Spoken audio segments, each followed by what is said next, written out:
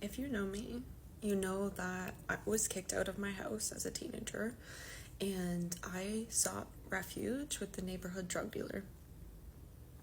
During this time, which was a complete trauma bond, I wasn't actually in love with them or interested in them in any way, romantically or emotionally for that matter. It was pure safety.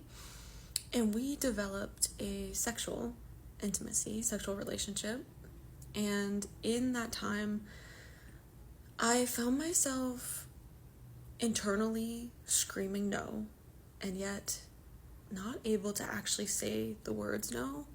And he was interested in some sexual experiences that I didn't actually have. Maybe I had a curiosity in the extremes of sexuality and intimacy, which I still do.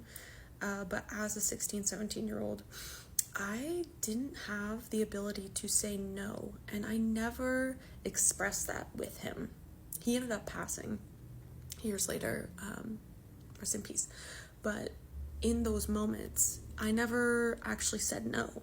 And so that ate me up inside. I mean, it was like a ghost that is trapped in my body that is speaking a million languages, yet I can't really express it fully. And this ghost carried me for 10 years.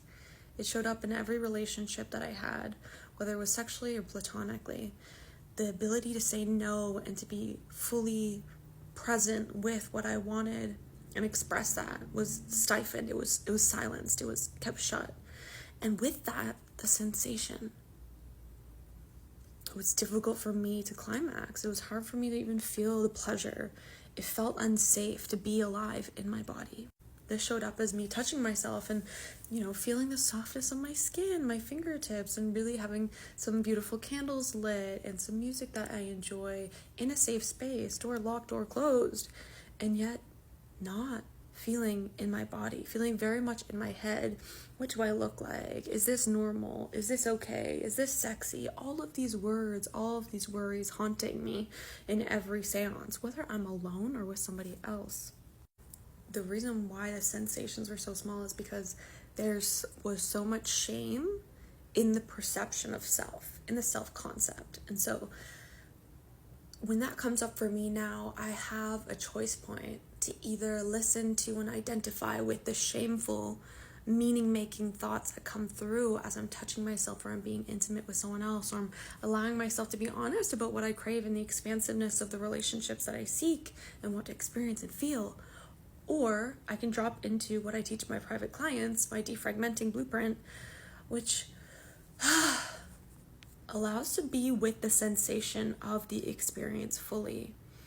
That looks like dropping in and seeing that part, the energy that is feeling ashamed, loving on that so deeply, and dancing through the sensation of what it feels like in my body, allowing it to be an experience, a part of my experience, a part of becoming and seeing the self. One aspect that I don't need to deny and avoid, but I can actually be with and still tell myself the truth, which is that life is full. It was 333 when I did that. Life is full. Human experience is full. I get to feel it all and still be present and embodied, self-compassionate in the way that I approach myself so that I can really truly have the intimacy and depth of authentic connections that I crave. And I practice my defragmenting blueprint daily. That's why I teach it to y'all. I love it. And so do my clients. You can ask them yourself.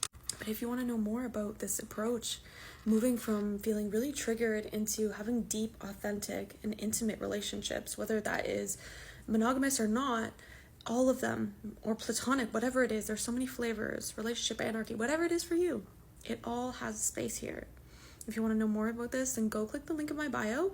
It's going to take you to sign up to my summit, but it'll take you to my website, and you can find information on how to get in contact with me to know more about working together, because I'm calling in my soulmate clients, and I would love to get you to the depth and feeling and intimacy and ecstasy that you crave, because it is so fucking possible. I love you. Let me know what you think in the comments. Mwah!